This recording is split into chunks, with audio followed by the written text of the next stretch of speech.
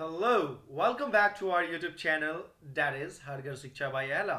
My name is Imran Khan. आज मैं आपको एक नया लेसन पढ़ाने वाला हूं. एक ऐसा लेसन जिसे सीखने के बाद आप बहुत ही कॉन्फिडेंस के साथ अच्छी अंग्रेजी बोल पाएंगे.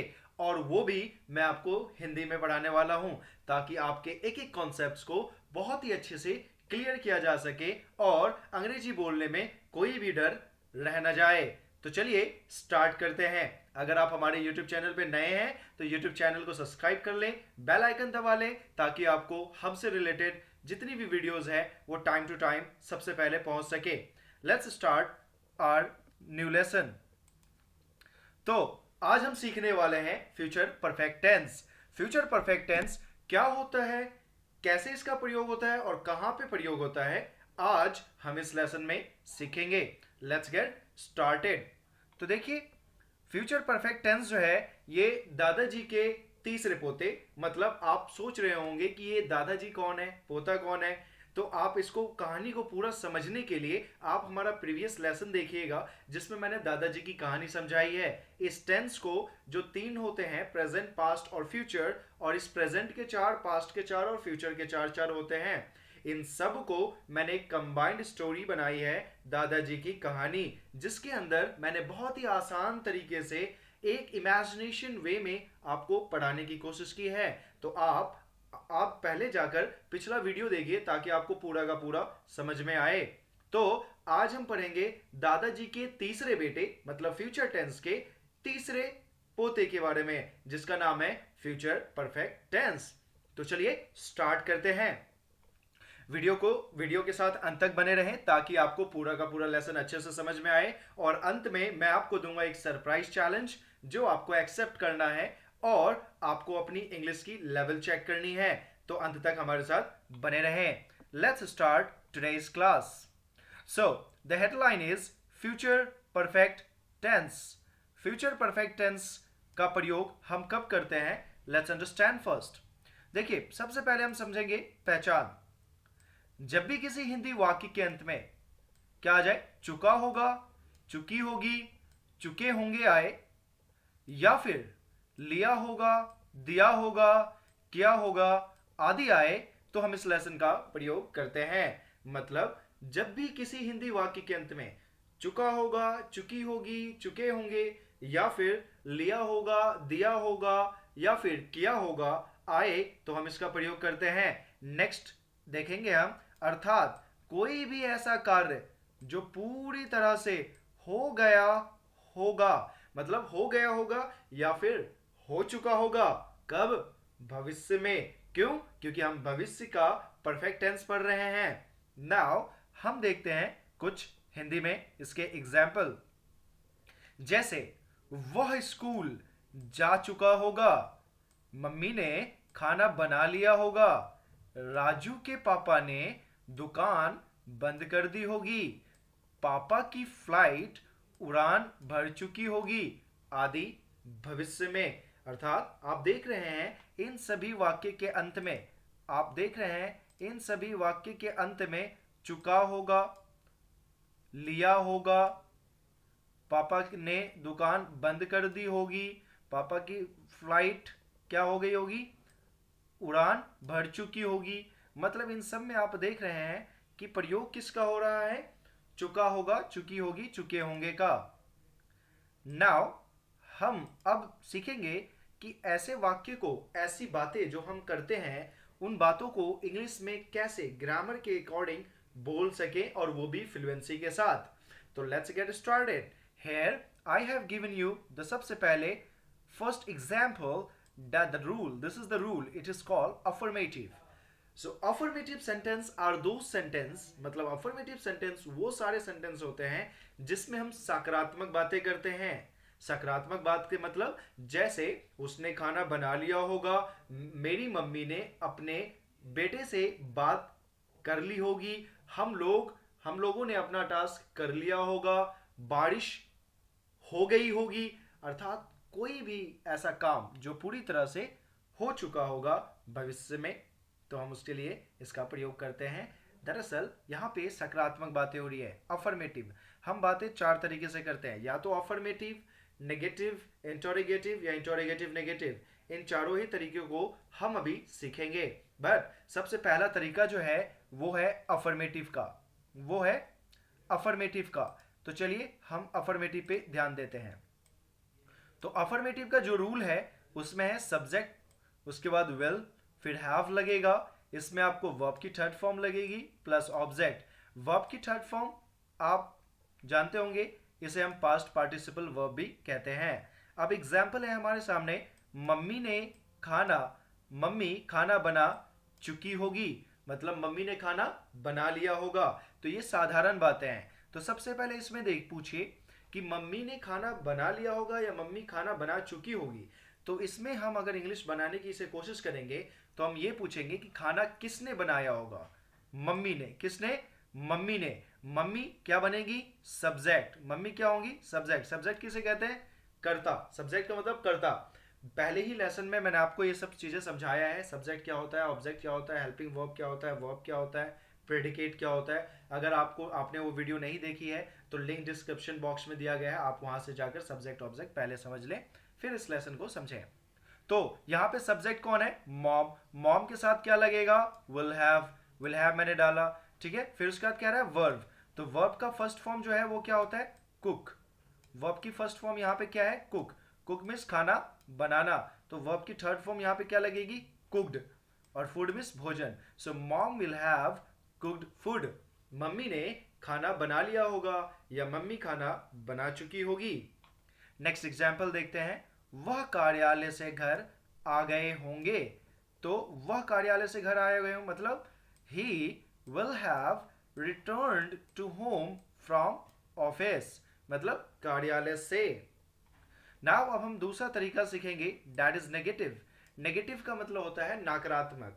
अब यहाँ पे सारी बातें नकारात्मक होती है जिसमें हम नहीं का प्रयोग करते हैं हिंदी वाक्य में।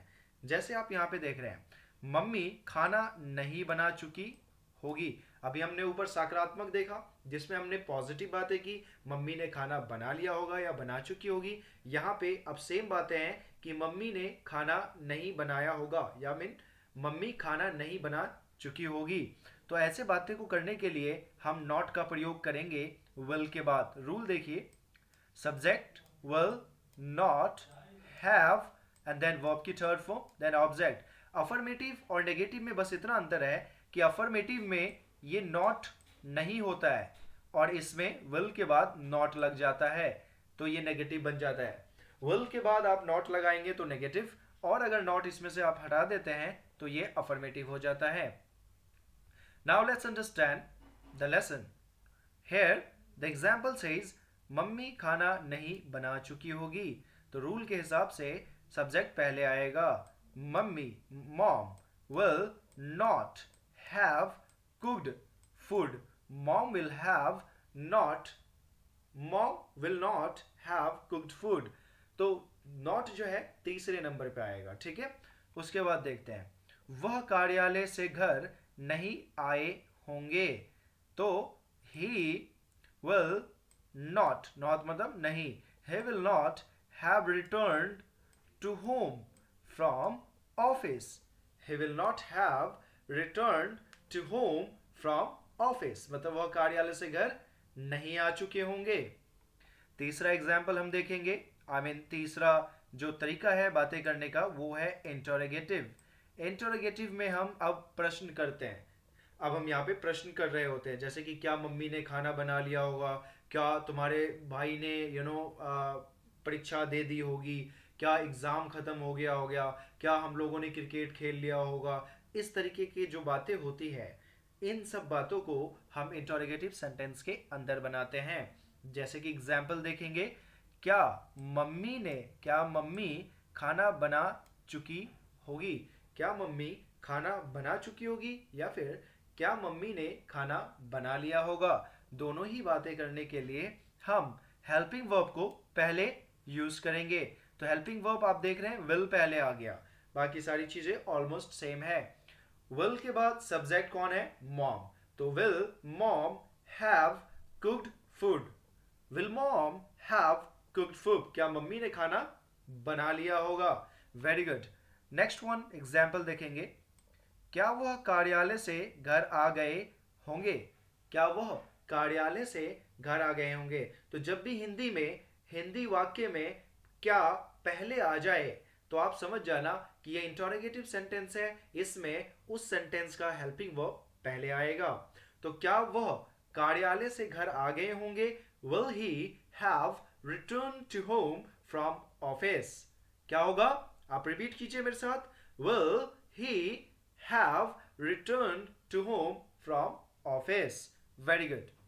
Now we'll understand the fourth and last part of the conversation, which means ये चौथा तरीका है जहां पे हम इंटरोगेटिव नेगेटिव में सवाल करते हैं। इसमें नकारात्मक वाक्य भी होता है, जैसे क्या मम्मी खाना नहीं बना चुकी होगी?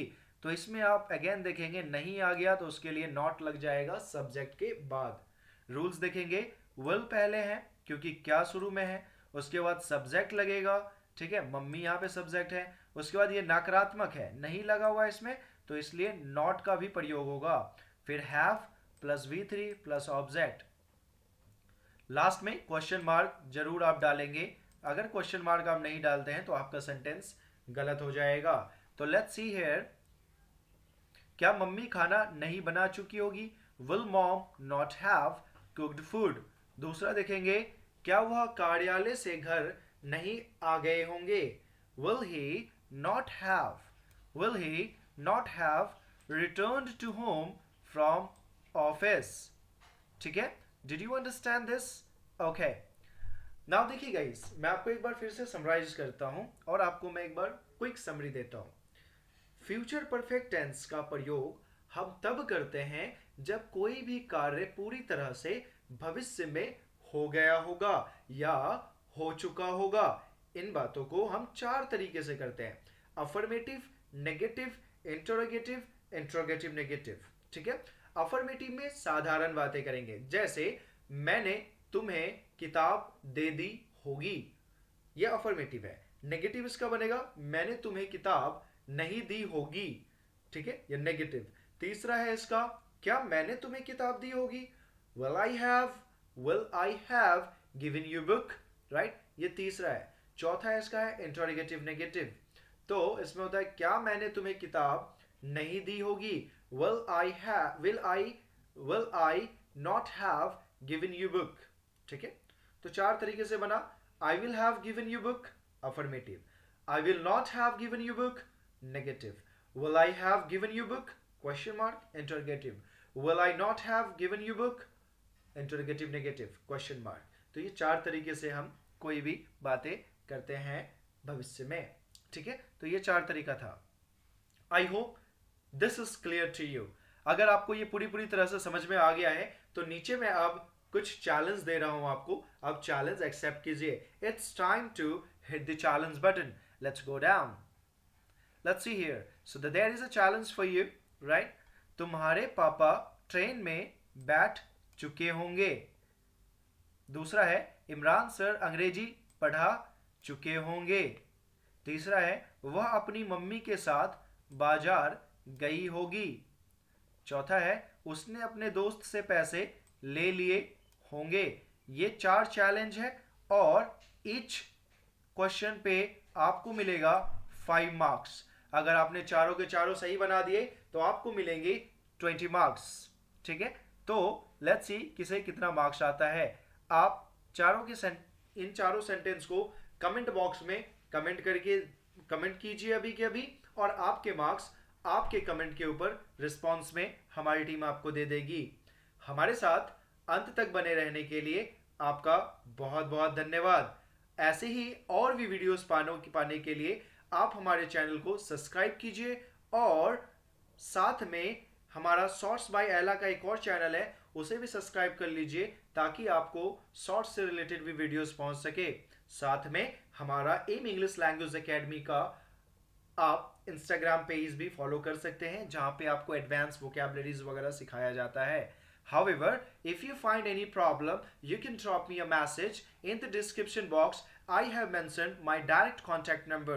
You can either call me or you can drop me a message on WhatsApp. Our team will get back to you immediately. So, हम हमारे साथ अब तक बने रहने के लिए आपका बहुत बहुत धन्यवाद। Have a good day, stay focus, stay learner. Thank you so much.